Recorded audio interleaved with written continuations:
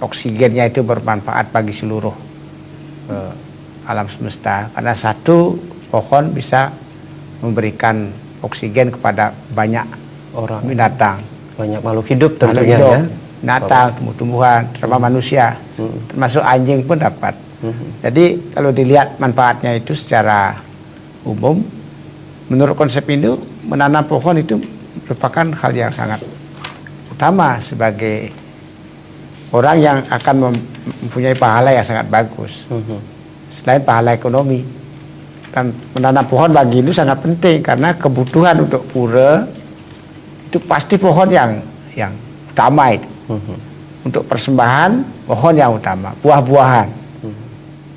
Kalau di Bali tanpa menanam pohon, kalau di Hindu tanpa menanam pohon, tidak ada persembahan buah-buahan kepada Tuhan. Jadi kalau dilihat dari konsep menanam pohon ini, Hindu itu merupakan salah satu ajaran yang mendorong menanam pohon sebagai sebuah yajna yang cakraning yajna, jadi yajna yang berputar terus ya, terus menerus. Kita menanam manfaatnya untuk keseluruhan, itu yang paling penting. Dan saya sangat gembira dengan program Pak Wira dengan Grand Warrior ini yang mengajak teman-teman menanam pohon, berinvestasi. Jadi yajna tidak saja yajna bersifat skala, tapi yajna bersifat skala juga. Menanam pohon, dapat oksigen, lalu memberi kemakmuran. Nah, konsep menanam pohon di Bali seperti filosofi Pak ngata, kalau menanam pohon di Bali sekarang nebang, harus nanam lagi, tidak boleh tanpa nanam. Ditambah melindungi pohon-pohonan itu dengan mengatakan ada triwana, ada mahwana yang tidak boleh dijamah hutannya, kemudian ada tapawana itu boleh ditempati tapi tidak boleh dirusak. Sriwana ini adalah menanam pohon untuk kemakmuran. Nah inilah yang disebut oleh program Grand Warrior itu. Iya, menarik sekali ya, salah satunya untuk kemakmuran. Kita kembali ke Pak Wira, tadi ada istilah untuk kemakmuran dan keuntungan kalau saya tidak salah. Mungkin keuntungan yang dimaksud selain untuk program keselamatan lingkungan itu bisa dijelaskan Pak Wira mungkin? Ya. Jadi kayu, ya produk kayu itu dari dulu ya sampai sekarang itu merupakan simbol kemewahan, ya kan? Kalau kita lihat mobil ya yang tipe mahal itu ada dengan tipe yang tipe murah, misalkan versi G dengan yang versi V ya. Biasanya mobil itu kan rata-rata seperti itu, ada yang tipe mahal, ada yang sedang, yang murah. Biasanya yang membedakan adalah ornamen kayunya. Selalu ada ornamen kayu ya. Ya, betul. Hotel pun begitu, rata-rata yang hotel klasik yang bintang 5 yang itu rata-rata ornamen kayunya yang banyak. Itu yang menandakan sebuah kemewahan. Kenapa kok dilambangkan sebuah kemewahan? Karena memang kayu ini dari dulu sampai sekarang harganya itu memang meningkat terus. Kenapa meningkat terus? Karena memang kebutuhannya tinggi, sedangkan produksinya lama, ya kan? Coba kita bayangkan kayak misalkan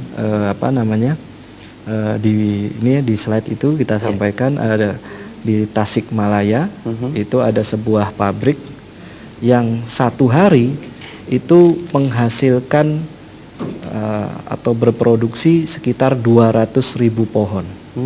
Cukup banyak ya? Sehari, ya. Sehari 200.000 pohon. Sedangkan kalau satu pohon, satu pohonnya itu bisa diproduksi itu butuh waktu 5-6 tahun.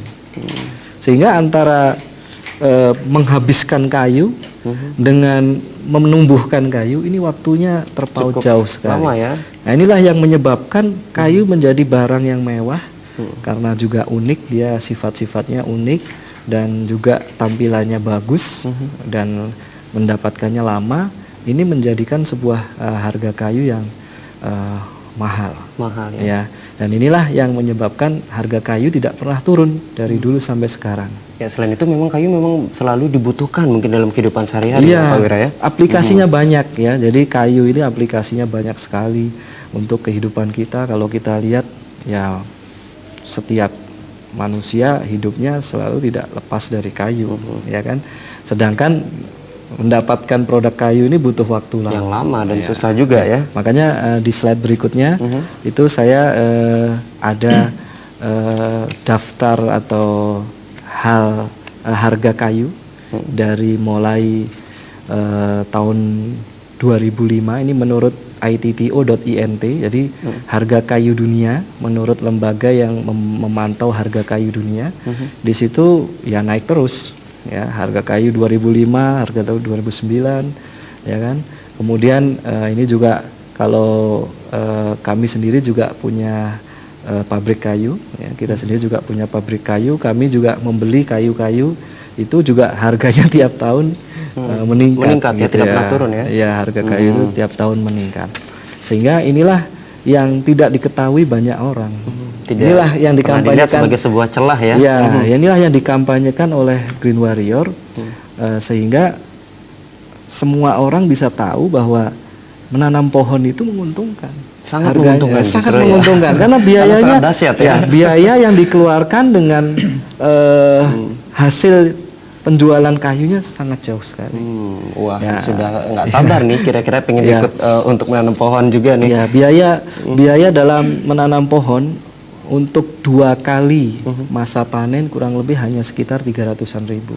Cuma 300-an ribu. 2 kali. Dua Ya, kali. 2 kali masa panen. Sedangkan sekali panen saja itu harganya itu bisa mencapai, kalau harga yang kita terima di pabrik kita itu kurang lebih di harga 900-an ribu per kubik 1 kubiknya.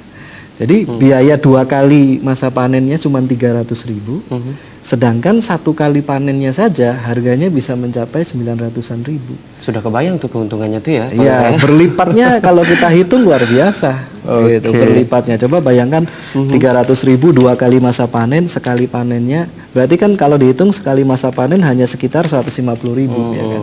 Sekali masa panen hanya 150 ribu. Padahal harga kayunya saat ini sudah sekitar 900-an ribu untuk 1 kubik yang diameter 25 sampai 30. Kalau diameternya lebih dari 30, harganya lebih mahal lagi, bisa mencapai 1 juta sampai 1,2 juta per kubik. Wah, sangat menggiurkan ya. Sekaligus sebagai aksi untuk penyelamatan lingkungan, kita juga dapat memiliki manfaat, yaitu secara langsung yaitu bentuk profit tadi ya. Nah, kalau kita berbicara masalah kayu itu Pak Wira, itu kan banyak banget tuh ada kayu. Nah, kayu seperti apa nih kira-kira yang cocok untuk ditanam? Ya, nah kami memilih kayu jabon, untuk yang ditanam. Mengapa kita memilih kayu jabon? Karena memang kayu jabon ini memiliki keunggulan-keunggulan yang cukup signifikan. 5 sampai 6 tahun dia sudah bisa dipanen, layak 5 panen. sampai 6 tahun ya. Ya. Nah, uniknya lagi ketika dia ditebang, dia itu bisa langsung tumbuh lagi tanpa harus penanaman bibit baru. Oh, jadi kalau misalnya sudah ditebang bisa otomatis tumbuh lagi ya Pak Wira? Betul, tunas baru lagi. Terus dia juga tidak mudah kena penyakit karena terus perawatannya juga sederhana. Kenapa saya bilang sederhana? Jabon ini merupakan tanaman pionir di kehutanan. Jadi ketika ada hutan itu meluas karena ada secara alami benih-benih dari hutan yang existing menyebar keluar. Nah, jabon ini merupakan tanaman pionir dia, yang istilahnya tumbuh lebih dulu gitu. Nah, sekarang kalau kita logikakan, hutan itu kan tidak pernah ada yang merawat, kan nggak ada yang memupuk hutan. Jadi tumbuh sendiri ya, berkembang sendiri ya. Dia berkembang sendiri, dia tidak mudah kena penyakit dan juga sangat survivalnya sangat tinggi. Pohon-pohon yang sudah kita tanam